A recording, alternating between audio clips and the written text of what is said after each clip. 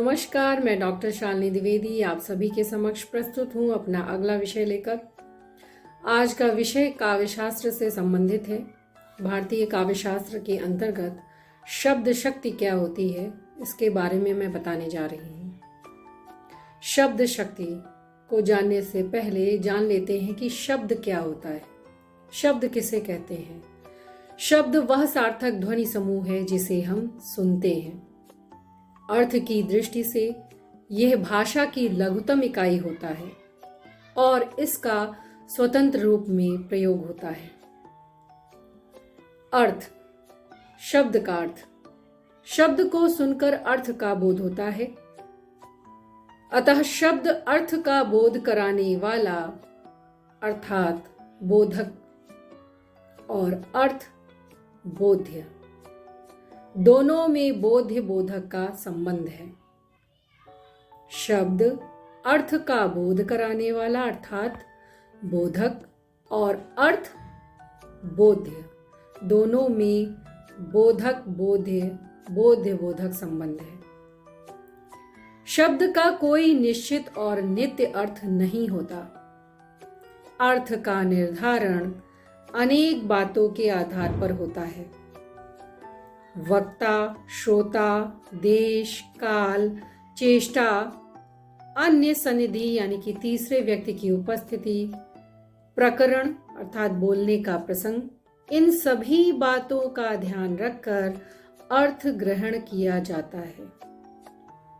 अर्थात शब्द वही है जिसका कोई अर्थ होता है और अर्थ का बोध भी कैसे किया जाता है ये भी ध्यान रखना होता है। अब बात आती है शब्द शक्ति की। तो हमने दो चीजें सीख ली कि एक तो शब्द और शब्द का अर्थ। शब्द अर्थात बोधक और अर्थ अर्थात बोध्य। तो आइए जानते हैं शब्द शक्ति क्या है। जिस व्यापार या वृत्ति से अर्थ ग्रहण करते हैं उसे शक्ति कहते हैं। जिस व्यापार या वृत्ति से अर्थ ग्रहण करते हैं उसे शक्ति कहते हैं। काव्य में शब्द तीन प्रकार के होते हैं। काव्य में शब्द तीन प्रकार के होते हैं।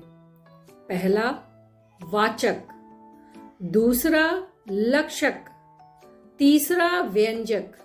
ध्यान दीजिएगा, वाचक, लक्षक, व्यंजक, ये तीन प्रकार के शब्द होते हैं। इन तीनों प्रकार के शब्दों से क्रमशः तीन प्रकार के अर्थ भी ग्रहण किए जाते हैं।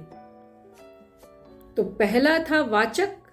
तो वाचक से ग्रहण किया जाएगा वो कहलाएगा वाच्यार्थ। वाचक से जो अर्थ ग्रहण किया जाएगा वो है वाच्यार्थ। दूसरा लक्ष्यार्थ, जो कि लक्षक से ग्रहण किया जाएगा। और तीसरा है व्यंग्यार्थ, जो कि व्यंजक से ग्रहण किया जाएगा। मैं पुनः दोहराती हूं, काव्य में शब्द तीन प्रकार के होते हैं। पहला वाचक, दूसरा लक्षक, तीसरा व्यंजक। इन तीनों प्रकार के शब्दों से क्रमशः तीन प्रकार के अर्थ ग्रहण किए जाते हैं। पहला वाच्यार्थ, दूसरा लक्ष्यार्थ, तीसरा व्यंग्यार्थ। शब्द से अर्थ ग्रहण करने के व्यापार। शब्द से अर्थ ग्रहण करने के व्यापार अर्थात शब्द की शक्तियां भी तीन होती हैं। पहला अभिधा, अभिधा, दूसरा लक्षणा, तीसरा व्यंजना। शब्द से अर्थ ग्रहण करने के लिए तीन शब्द शक्तियां हैं। पहला अभिधा, दूसरा लक्षणा, तीसरा व्यंजना। वाचक शब्द से वाच्यार्थ का बोध कराने वाली शक्ति अभिधा है। वाचक शब्द से वाच्यार्थ का बोध कराने वाली शक्ति का नाम है अभिधा। दूसरा लक्षक। लक्षक शब्द से लक्ष्यार्थ का बोध कराने वाली शक्ति का नाम है लक्षणा।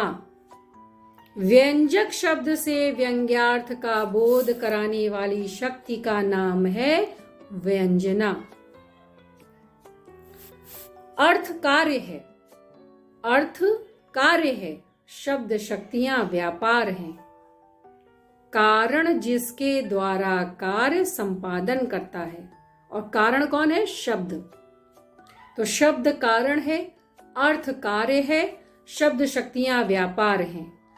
कारण जिसके द्वारा कार्य का संपादन करता है उसे व्यापार कहते हैं। ध्यान दीजिएगा, कारण जिसके द्वारा कार्य का संपादन करता है उसे व्यापार कहते हैं। इस प्रकार शब्द शक्तियां शब्द में अंतर्निहित अर्थ को व्यक्त करने के व्यापार हैं। तो आपको शब्द शक्तियां कितनी हैं ये आपको मालूम हो गई हैं। पहला है अभिधा शक्ति, दूसरा है लक्षणा शक्ति और तीसरा है व्यंजना शक्ति। अपने अगले वीडियो में मैं विस्तार से अभिधा शक्ति, लक्षणा शक्ति और व्यंजना शक्ति के बारे में बताऊंगी। आशा है कि आपको समझ में आया होगा। धन्यवाद, फिर मिलेंगे।